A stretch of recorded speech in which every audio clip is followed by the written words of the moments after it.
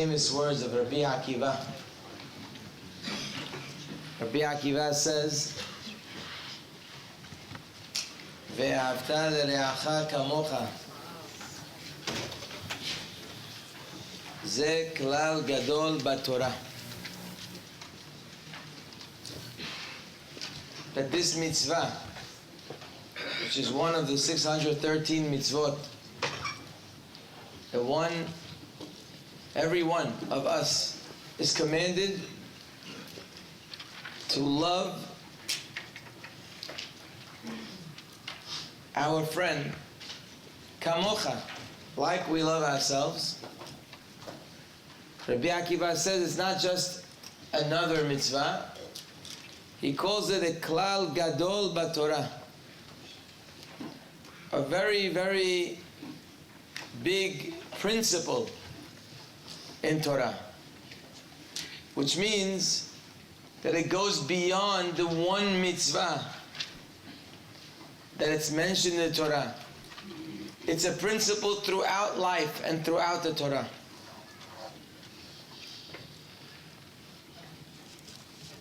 The question is, how does one fulfill this mitzvah?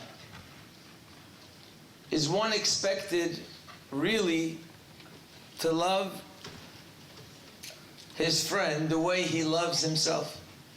We all love ourselves. We all take care of ourselves. Is that realistic, that we should love another person the way that we love ourselves? Some of the Rishonim explain that this is not possible. Efshar. It's not possible to expect of us to love another person the way we love ourselves. So then what does the Torah expect of us? So this is what the Gemara on Shabbat says.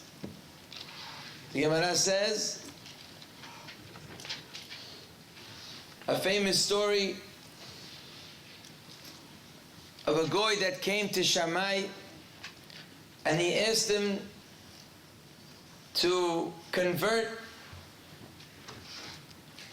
He says, but on one condition I will convert, that you should teach me the entire Torah while I stand on one foot. Of course, Shammai says this is not possible. What kind of condition is this? To teach you the entire Torah on one foot? One could learn Torah for 100 years and he's not finished learning the Torah. So Shammai told him it's not possible. And then he came to Hillel and he asked him the same question. And Hillel accepted his condition. And he told him that he will help him. How is he going to teach him the entire Torah on one foot? So he told him the famous words, De'alach saneh lehavercha lo ta'abid. He told him, what you don't want done to yourself, don't do to your friend. Something that you don't appreciate, if someone would do it to you, don't do that to your friend. Ve'idach, he told him, Zohi kol HaTorah. This is the entire Torah. Ve'idach, and the rest of the Torah, you might see there are other things in the Torah that don't seem to be connected. He says, yes, perushahu. The rest is a perush, it's an explanation. Zil gemor, now learn the rest. But I basically gave you the Torah on one foot. Now you have to go learn in depth.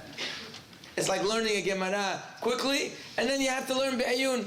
Go in depth to understand all the details. He said, I gave you the entire Torah. You fulfilled your condition. Obviously a very difficult Gemara to understand. How this mitzvah of not doing to your friend what you don't want done to you could be the entire Torah. What this has to do with shatnez, What does it have to do with eating kosher? What does it have to do with Shabbat? That's one big question. But before we deal with that, just to understand what Hillel is telling this person. So Hillel seems to be explaining that the mitzvah of ve'ahavta l're'acha kamocha, which Rabbi Akiva says is a great principle, but he doesn't say those words. He didn't tell the goy, okay, ve'ahavta l're'acha kamocha, love other people, and the rest is explanation. He chose his own words, his own version of the mitzvah. He didn't say it in the way the Torah says it. He tells him in the negative, what you don't want done to you, don't do to others. It seems that Hillel understood, like the Rishonim that we just said, that to love somebody like you love yourself, this is impossible. So what does the Torah expect of me when it comes to this mitzvah? It expects of me to treat others the way I would want to be treated. That's what Hillel told this guy. He told him a principle that he could understand. He explained the mitzvah in a practical way that it could be fulfilled. It may not be possible to love every person next to you. And if we think this is the mitzvah and that's the only way to reach the mitzvah, we're going to give up very quickly, because we're going to find ourselves in a task that's impossible or nearly impossible. But according to Hillel, it's very possible. It's very comforting, actually, to hear the words of Hillel, that all I have to do is treat others the way I would want them to treat me. Now that's something that I could handle. That's something that's within my means to do. Don't harm people. Don't bother people. Don't disturb other people. Don't be obnoxious to people. So many examples of this mitzvah in our everyday life. We're talking every single hour of the day. We have the opportunity to fulfill the mitzvah of ve'ahavta l're'acha kamocha the way Hillel has explained it.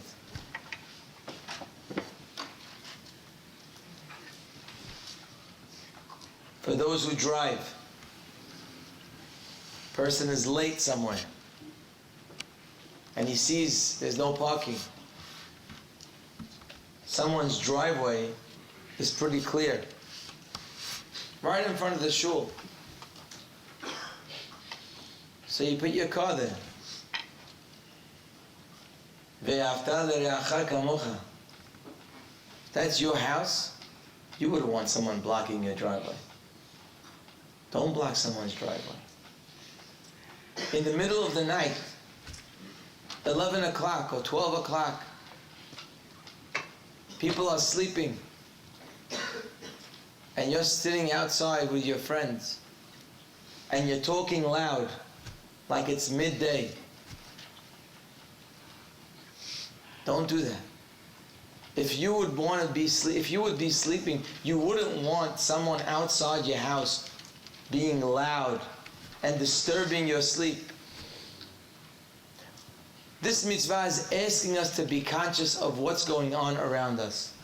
It's not so hard to do. You just have to be considerate.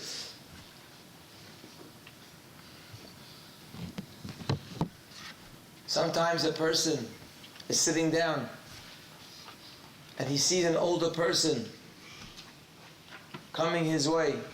He's got a beautiful seat in the Sebet. He has his plate, he has his fork and knife. Everything is comfortable. And this older person comes in, and the older person looks around to see where he can find a seat. And of course, all the seats are taken by all the 15-year-olds and 20-year-olds, because they get there first.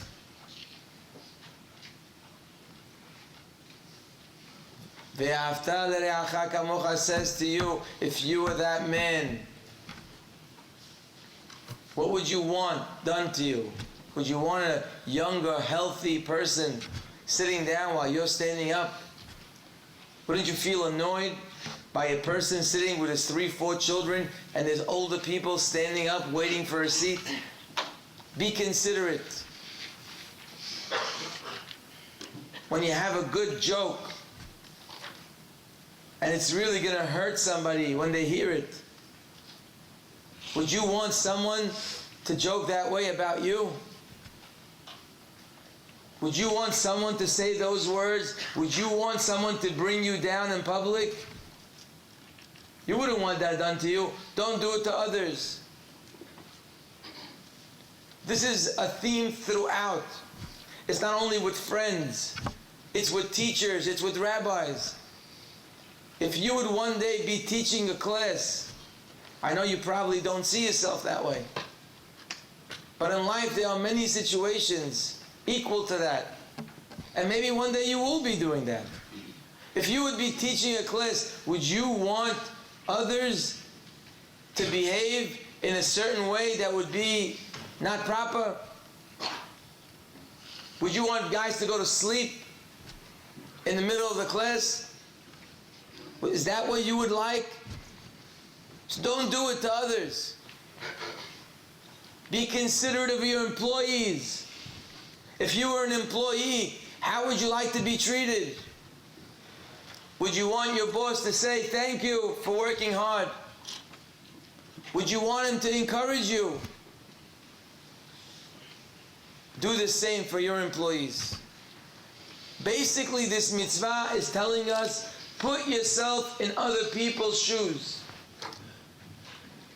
and behave to them the way you would want them to behave to you.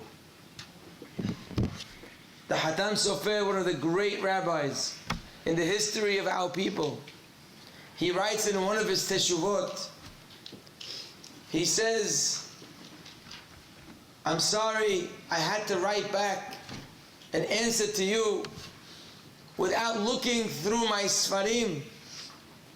He said, I couldn't look through the Sfarim. Why didn't you look through the Sfarim? You have Sfarim. He said, because my Sfarim are in the room where my wife just gave birth a few days ago and she's sleeping. So I wouldn't go into the room to get the books. He has a whole library of books that he needs, but he would not want to disturb his wife who's sleeping.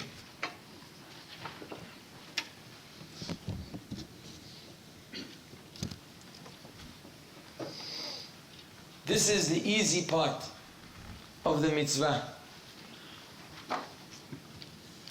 The Ramban, however, gives us a little more about this mitzvah.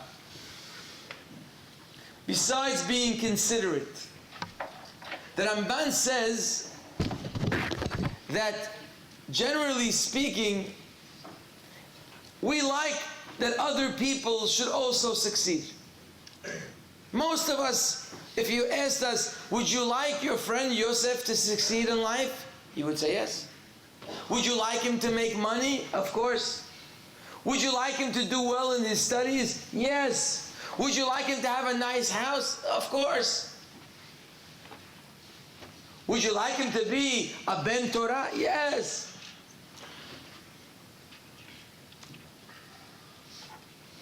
Would you like him to be like you? No.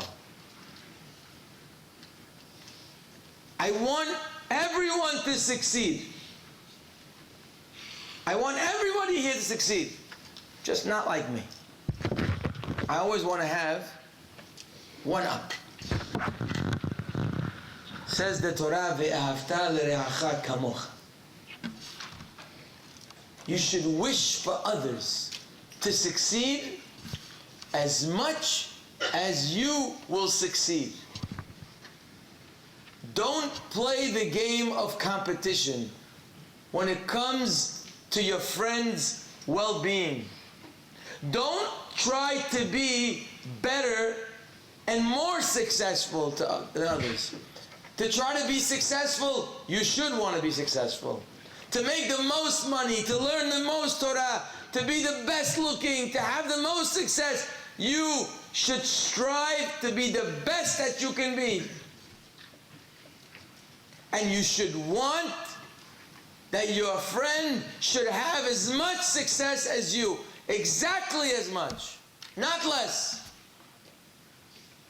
Don't try to outdo the other people. Don't always try to be the first guy. Oh, do we suffer from this? We suffer from being competitive. I want to be the guy that's most liked. I want to be the top of the class. I want to be the top of this. Says the Ramban, this is in violation of ve'ahavta l're'acha kamocha. Kamocha means put yourself on the same line as others. You want to succeed, they should succeed too. There's no reason why two people can't have an equally large home. There's no reason why two people can't equally be great in Torah. There's no reason why 200 people can't have the same home. The comfort of my home has nothing to do with your home. Why do I have to have something bigger than you? Why can't we both have something large and beautiful? Why can't we all be Gedolei Torah?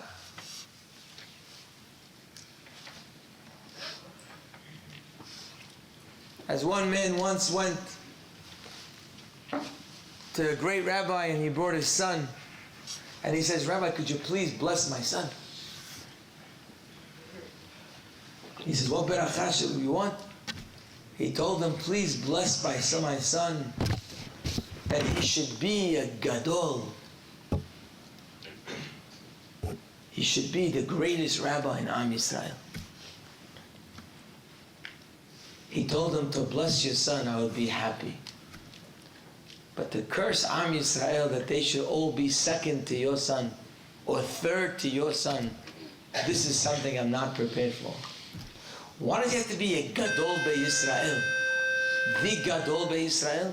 That means you want him to be better than others? The blessing is he should be a Gadol B'Torah. He should be a Gadol in his own right. And hopefully all of Am Yisrael will be as Gadol as him. Why do I have to be better than you to be good? Why can't I be a Gadol and you be a Gadol? Says the Ramban, ve'ahavta l're'acha kamocha. Whatever you wish for yourself, whatever you pray for yourself, pray for your friend to have the same. Not just one friend, all your friends. According to the Ramban, it would seem that if a person during his tefillah, and maybe it's something we should be doing during our tefillah, towards the end of the tefillah, first of all, during tefillah, we always pray for everybody. The lashon of our tefillah is not singular.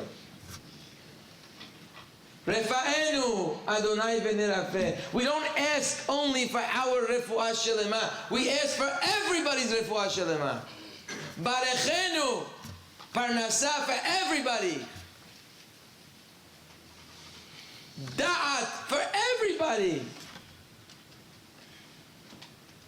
So we do it anyway, but it's maybe worthwhile during the end of the tefillah, right before Yiyul Ratzonim Refi, the second one, it's worthwhile to pray for other people.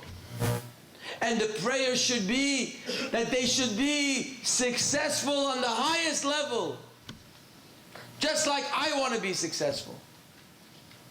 Take the people in your class and pray for them that they should reach levels of Torah learning, that they should be great. It would seem that according to the Ramban, this would be a mitzvah of fulfilling ve'ahavta l're'acha kamocha.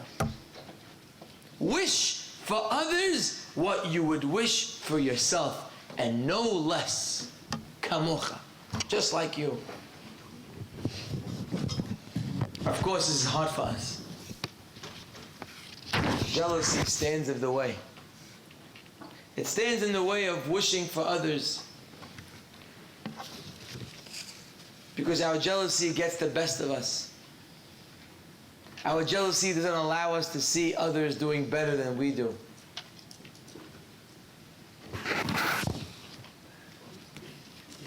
But we must conquer jealousy. And the most simple way to conquer jealousy, like we mentioned a few weeks ago, is emunah. Emunah that Hashem has made every single one of us from nothing. Emunah that Hashem put us into this world with a mission that's just for us. Emunah that Hashem gave us everything that we need to succeed in our life. Whether it's in Torah learning, whether it's in business, whether it's in health, whether it's in height, whether it's in any talent that we have. Hashem has given every single person his portion to succeed in life. And like our rabbis tell us, En malchut nogad b'haverta, there is nobody that could take anything from you, and there's nobody that because they have more, that means you're getting less. This is all an illusion. Everybody has their helek in Torah. I mentioned to the boys last night, one of the things that we do in the yeshiva, which is seemingly inappropriate, it would be against the principle of the Torah, and that is to give tests. We should not be giving tests. How could you give in the same class 20 people the same test? Everybody has their own abilities. How could you mark a test with a standard and say, oh, you got 100, you got an 80, so you're 20 less than him, and you're 30 less than him, and you're the best because you got 100. This would be inappropriate according to Torah standards. Because it could be the 100 of one person is a failure, and the 50 of another is 100. Because we don't measure our success with other people. We measure our success with what we can do. So already from a young age, we're learning how to compare ourselves to others. What did you get in the test? So why are we doing it? So like I mentioned yesterday, perhaps it's an avirah lishma. Perhaps it's the wrong thing to do, but we have no choice. Because when does a person reach his maximum capabilities? When he works hard. Yes, when you do the best that you can and you only reach a 50, then you are a gadol and you're a great person and you're a successful person. And you will have siyata d'shmaya in your life. Oh, you got a 50, it doesn't make a difference.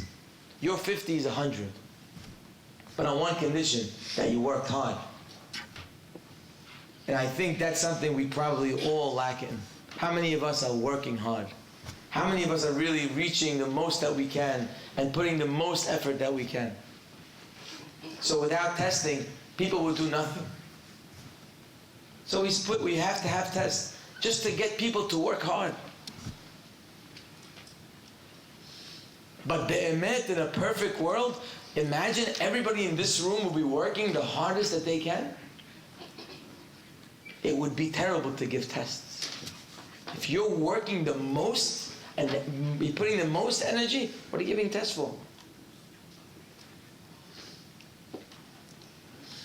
Kin'ah, jealousy, is looking at other people and measuring our success through others. By the way, this now explains what Hillel says. Hillel said, this is the Klal Gadol Torah, and the rest of the Torah is explanation. And we asked, what's the connection, explanation? What does Shatnez have to do with Ahavta L'Reacha Kamocha? What does Shabbat have to do with that mitzvah? And the answer is that the mitzvah of Ahavta L'Reacha Kamocha, to love your friend like you love yourself, to want for him what you want for yourself, requires emunah.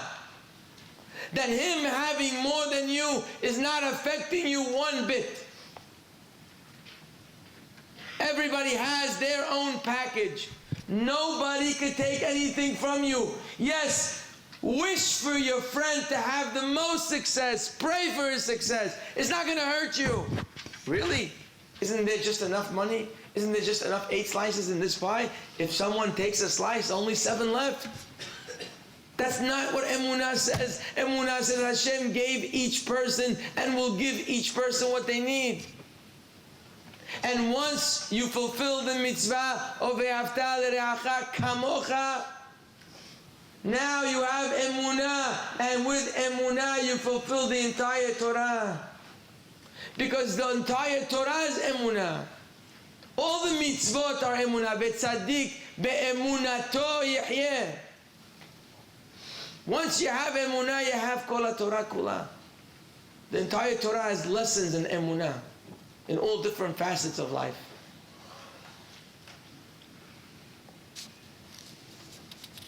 So we have Ve'afta L'Reacha Kamocha. In the first explanation is sur merah. It's just avoiding being annoying and avoiding distracting others and being obnoxious to others. And then we spoke about wanting for your friends what you want for yourself, and no less. Praying for your friends, being happy when your friends are succeeding. When your friend's doing well in shi'ur, be happy for him. When your friend is doing well in life, be happy for him. He just bought a building and he made a lot of money. Be happy for him.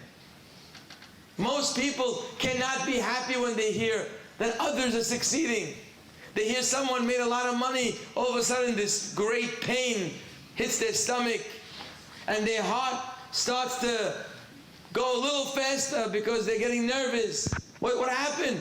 Someone made a lot of money. What does that have to do with you? Because somehow we feel if someone made a lot of money, it means we're going to make less money. And that's a lack of emunah. So the second lesson of Ve'afta L'Reacha Kamocha, not just to be considerate, be proactive, be happy for others, pray for others, help others succeed. If you can make someone make money and you can give them good advice, do it. Like great people who preceded us in this community, who when someone would go into business, they would teach him how to do business. But what do you mean? What about my business? There's plenty of business. There are millions of people in the world making money. By teaching somebody else how to make money as well, it's not going to hurt you. Where's your emunah? Ve'afta L'Reacha Kamocha. You can help somebody gain and become better in life either through tefillah or through help or through advice.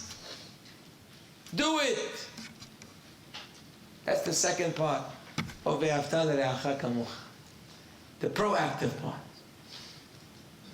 And then there's the highest level of Ve'afta L'Reacha Kamocha.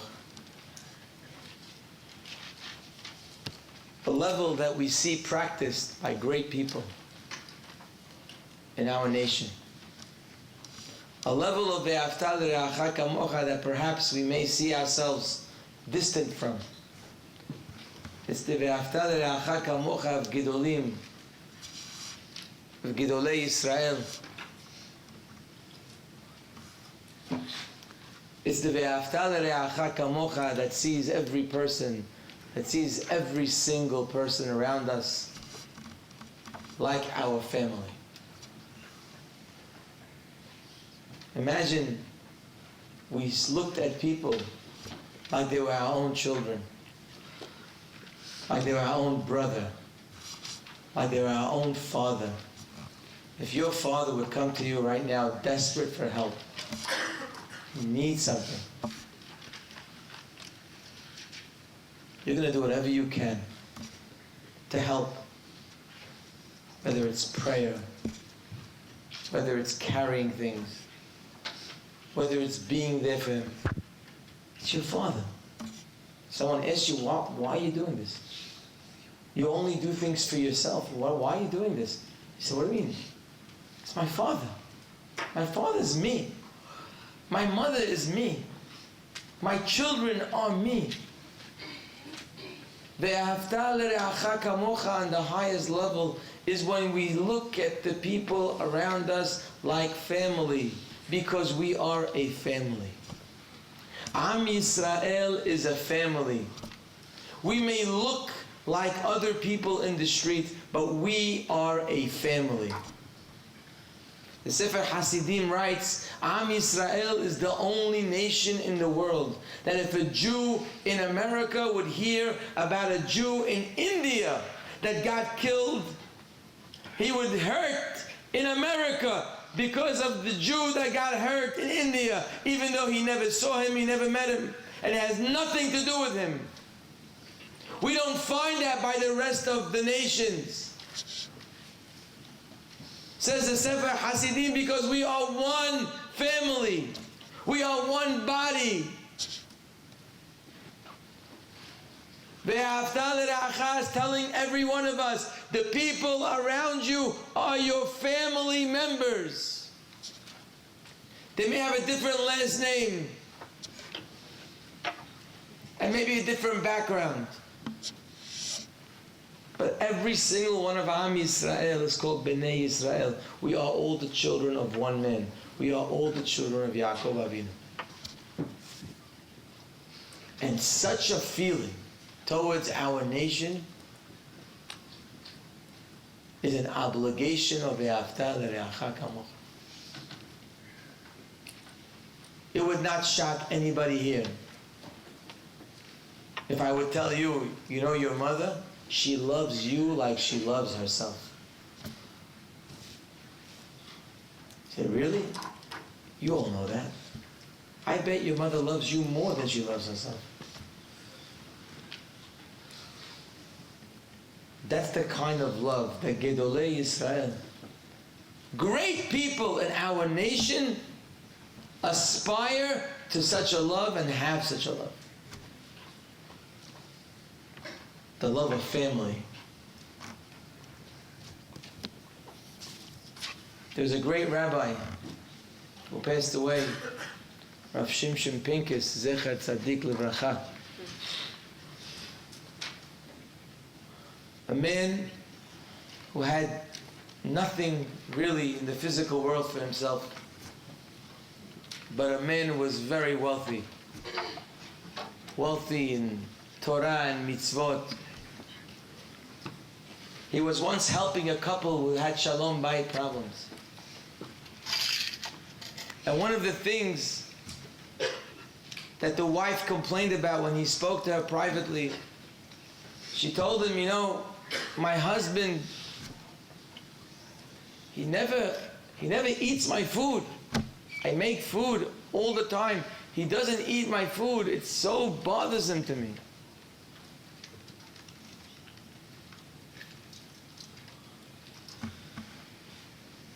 When the rabbi approached the husband and says, I heard you don't eat the food. Why don't you eat your wife's food? It's not good. He said, I'll tell you the truth. He says, I have bad teeth. It's hard for me to chew. Every time I put something in my mouth hurts. I don't have the money to go to the dentist. I need a whole new set of teeth. It's hard for me to eat. I don't want to complain to my wife, but I can't eat. The rabbi went to his house, took out pretty much all the money that he had. The man needed thousands of dollars. He took out the money and gave it to the man and told him, go and get yourself some teeth. And someone who was there, he asked the rabbi, he says, Rabbi, you obviously don't have that much money. You just gave most of it to this man for teeth. Why? What's so special about this man? What's unique? If I would see one of you giving all your money to somebody, I would ask you, what's so special about this person that you're giving him all your money? Is he your son? Is he your brother? So the rabbi asked this man who asked him the question. He told him, if this was my son, would you ask me why I'm giving him the money? If your son would come to you and say, I have no teeth, I can't eat that, and you see the father giving him money, would you ask, hey, why are you giving that guy money? You wouldn't ask me. Because it's my son. So he says, what's the difference? My son, Hashem's son, is my brother. Stories of great people.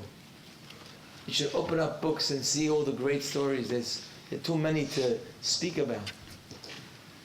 When Gedolei Yisrael, great people in our nation, treated their brothers and sisters and cousins and friends like their own children and cared for them like their own children. A man who brought cheesecake to his son in yeshiva,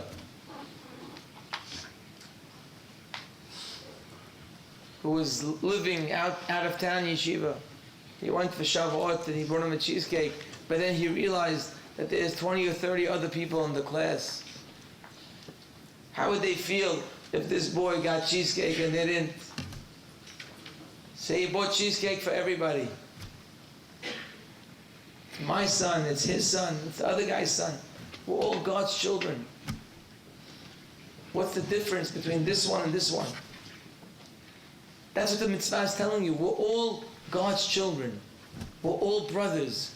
We all came from the same father. There's no difference. Banim atem ladonai Elohechem. We are all God's children. Could you imagine not giving your own brother what he needs? Is that a hidush to you to care for your brother? So aren't we all Hashem's children? Do we not have emunah that Hashem is our father? A famous story of someone who came to the Satmar Rebbe. Great man. One of the Gedolim in this country. A man from Israel came to him. A Zionist. Guy with a kippah sruga. The Satmar are not known for Zionism. Satmar Rebbe was against it. But this man came to the Satmar Rebbe for help.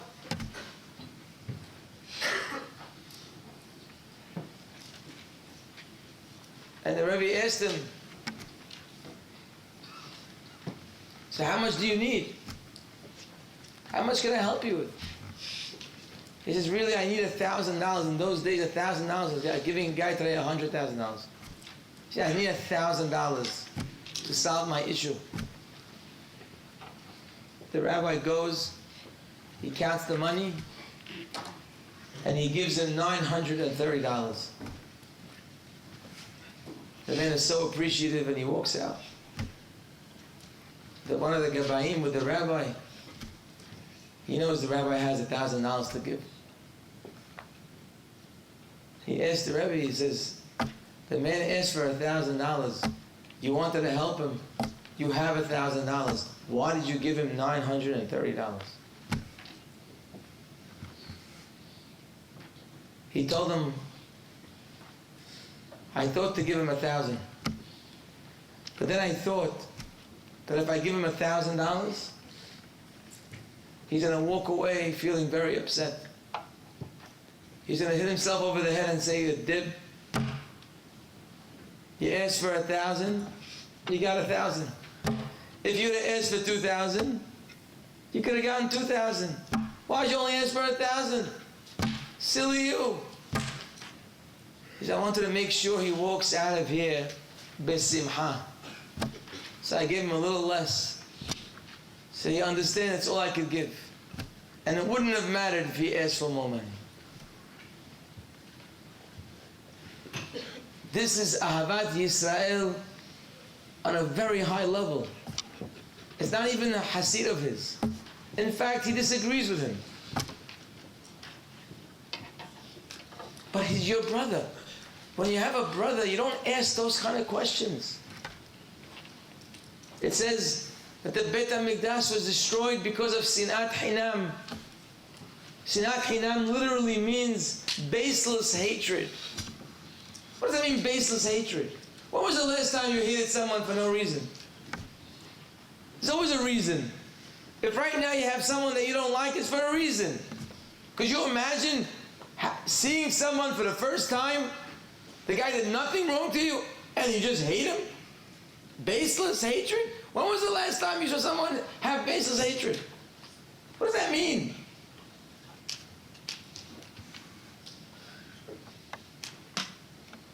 Baseless hatred means, of course, there's always a reason to hate somebody. But the reason is not enough to hate your brother. They bring a story of a mehanech, of a teacher, a rabbi, a Rabbi in school, who one day one of the kids in the classroom, a little kid, a little boy, was playing with pencils, doodling while the Rebbe is teaching. So this is in the days where they used to give him a little smack. Today this would not be tolerated. But in those days they had a stick. At the days in Halab they had a little stick. Asaya, that's right. And this teacher walked over to the kid, he told him, put your finger on the table. And he took the stick and he smacked him. And unfortunately, a part of his finger ripped off.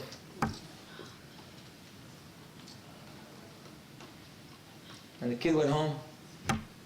His parents, besides themselves, they can't believe what they just saw. They frantically went to the yeshiva, went to the Rebbe, sat down with him. He says, look what you did. For no reason. He tells them, no reason. Of course there's a reason. You know what your son was doing in class? He was playing with pencils. They told him, that's a reason. That's not enough reason. Baseless hatred means it's not enough reason. You don't take someone's finger because they're playing with pencils. Just because someone did something not 100%, it doesn't mean we have the right to go and destroy the person. That's called sinat hinam. That's called baseless. There's always a reason, but it's not enough reason.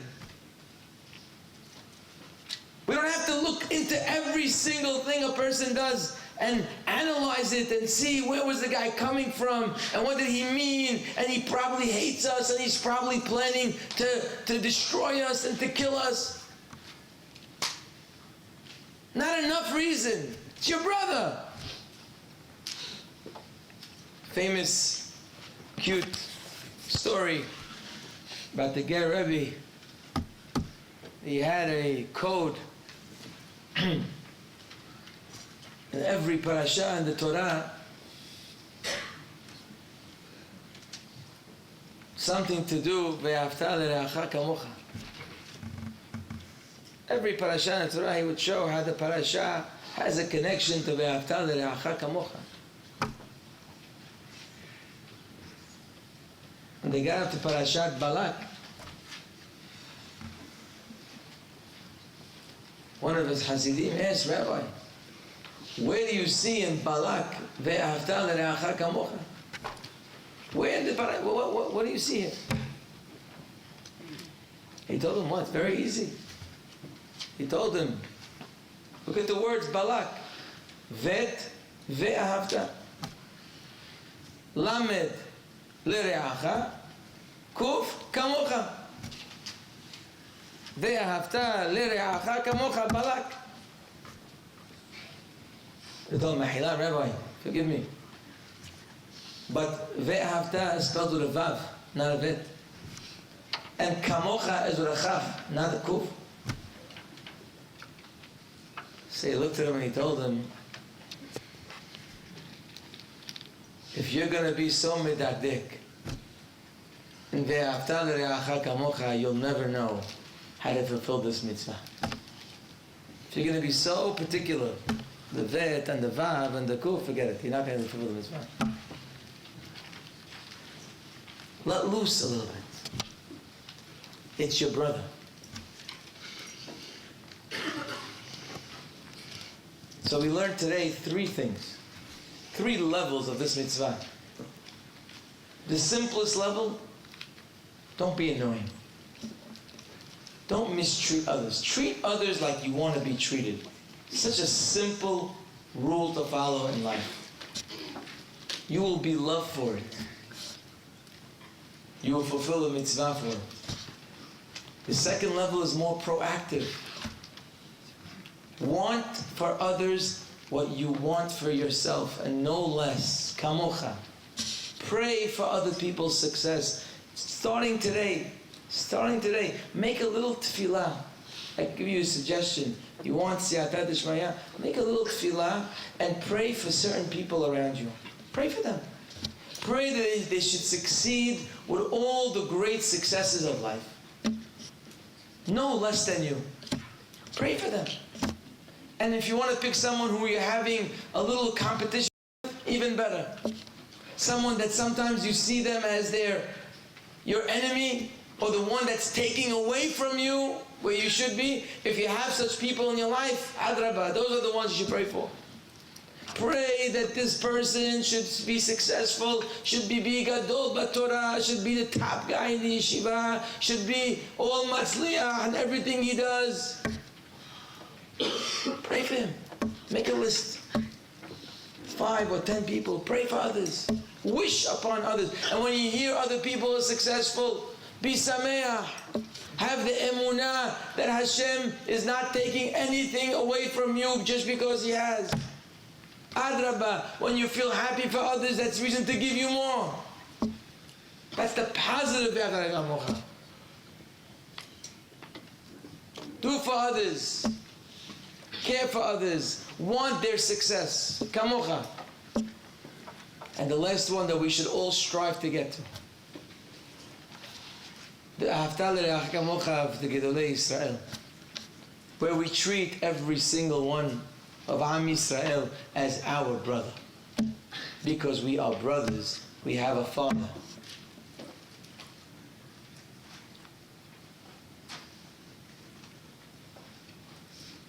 Ve'ahavta l'reacha kamocha. The pasuk says, Ani Hashem. The pasuk ends, love your friend like yourself. Ani Hashem, I am God. And our rabbis ask, what's Ani Hashem doing over here?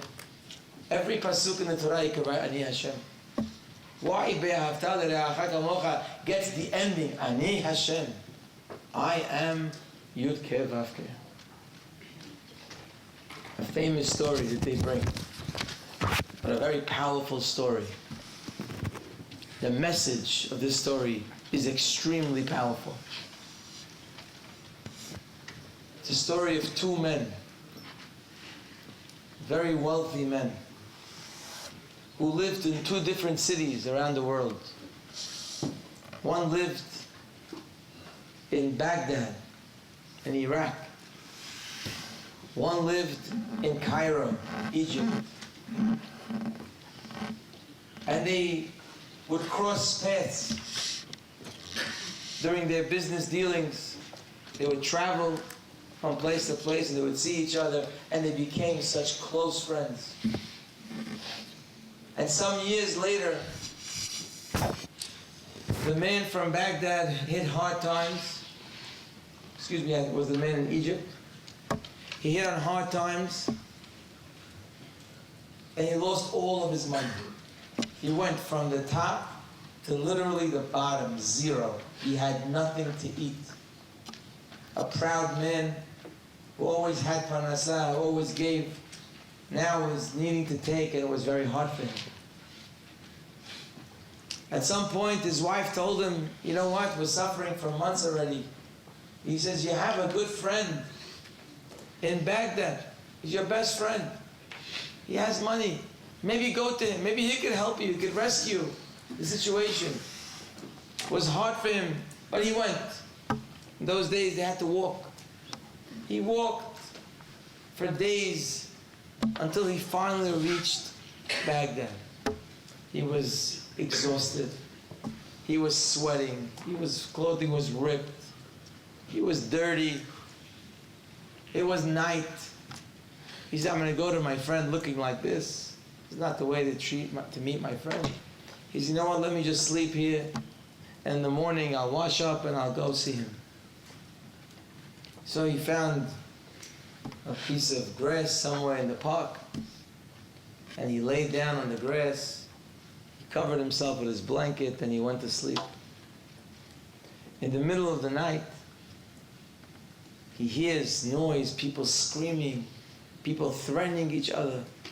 He hears one guy telling his friend, if you don't give me the money right now, I'm going to take this knife and I'm going to stick it right in your heart.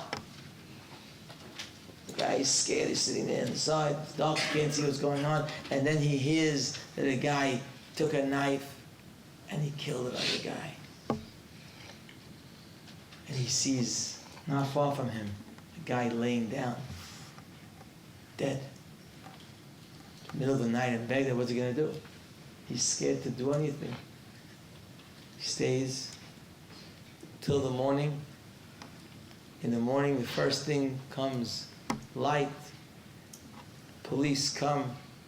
They see a man murdered, and they see a guy sitting next to him. Of course, they think he did it. They accuse him of killing the person. They take him to the judge. The judge says, it's pretty clear. You're the one sitting down. You're the one laying down next to him. He's the one who got killed. He says, I didn't do it. He says, we don't believe you. And they made a date that they would take this person in that country. You murder somebody, you get killed. But over there, they would kill them in front of the entire city. They had gallows. They would hang him in front of the entire city. Everyone would come to see, so that nobody would do this again. And they made a date that this guy is going to be killed in the middle of Baghdad. The day comes, they take him out to the gallows, and they put him up there.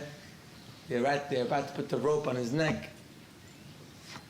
And people are gathering. Thousands and thousands of people are watching what's going to be. And one of the people watching, he looks. He says, hey, I know that guy. That's my friend from Cairo. So he starts screaming, and he makes a mad rush to the front.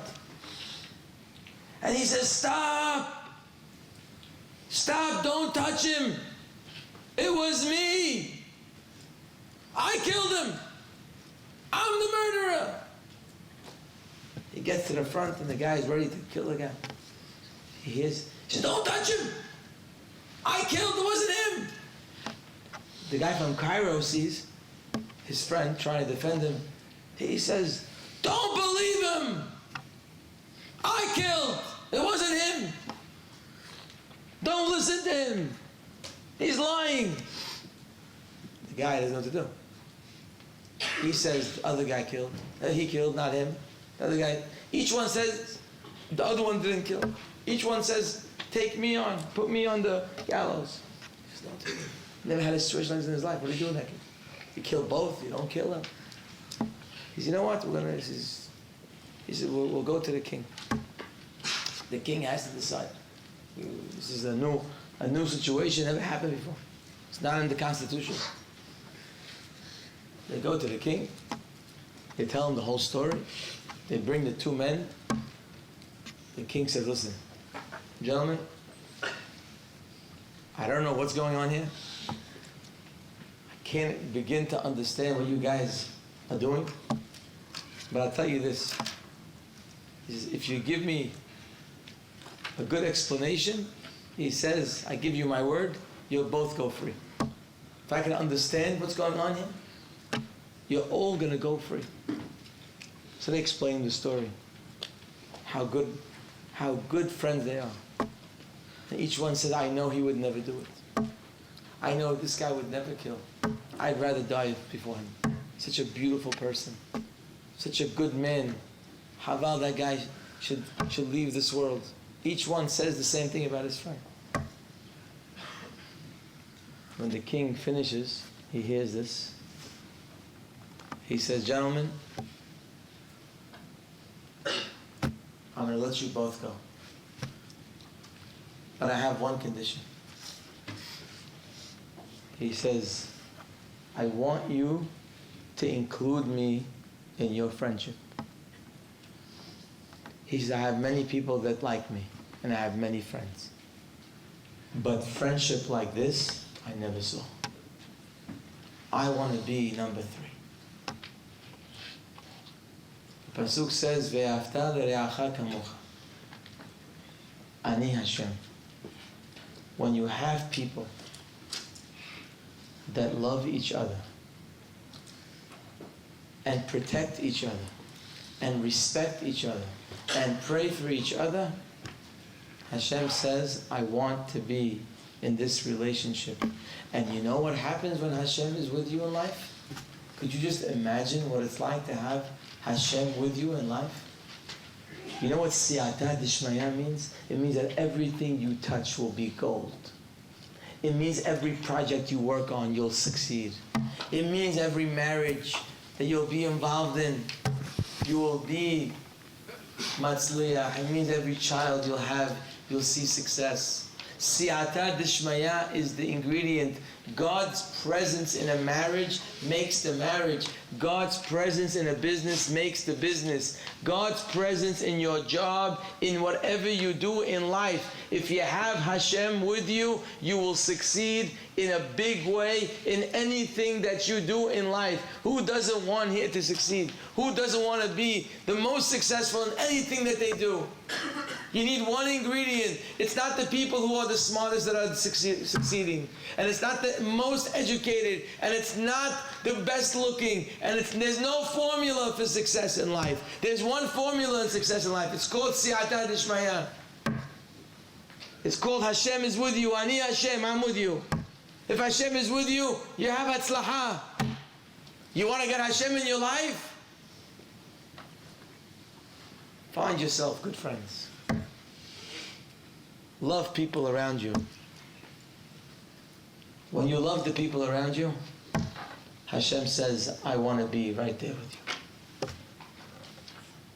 That on its own is reason enough to want to fulfill this mitzvah on the highest level, besides all of the things that we learned. Be considerate, want for others to succeed like you, and treat everyone like your brother and like your family, because we are family. Shabbat Shalom.